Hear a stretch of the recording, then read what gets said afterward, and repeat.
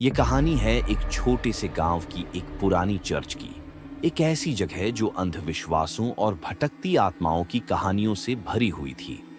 लोग कहते थे कि वहां एक पहेली नन की आत्मा अब भी भटक रही है। एक ऐसी आत्मा जो सिर्फ बदला लेना चाहती है।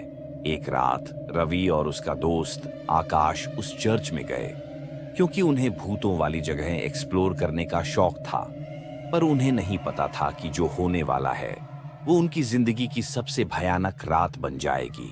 जैसे ही दोनों चर्च के अंदर घुसे, एक अजीब ठंडी हवा का झोंका आया और उनकी टॉर्च एक पल के लिए फ्लिकर कर गई।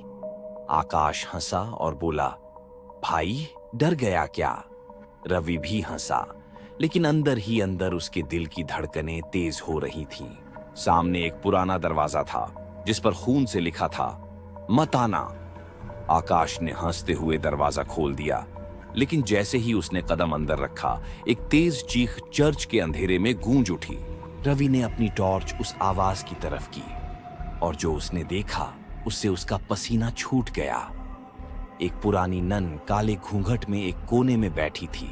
उसकी लाल चमकती आंखें अंधेरे में जल रही थीं और उसके होठों से बस एक ही आवाज निकल रही थी, पीछे मुड़कर मत देखना। आकाश हंसते हुए बोला, भूत वूत कुछ नहीं होता भाई।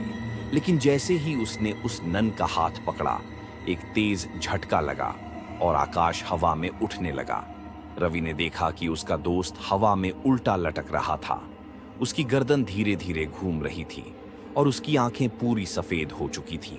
रवि ने घबराकर भागने की कोशिश की, लेकिन जैसे ही उसने पलटकर देखा, वह नन उसके सामने खड़ी थी। उसका चेहरा अब और भी भयानक हो चुका था। उसके नुकीले दांत बाहर आ चुके थे और उसकी छाया किसी राक्षसी आकार में बदल चुकी थी। रवि के कानों के पास एक हल्की फुसफुसाहट सुनाई दी, तुम भी मेरी तरह बन जाओगे। और फिर अचानक सब कुछ अंधेरा हो गया। सुबह जब गांव वाले चर्च पहुंचे तो उन्होंने सिर्फ एक चीज देखी।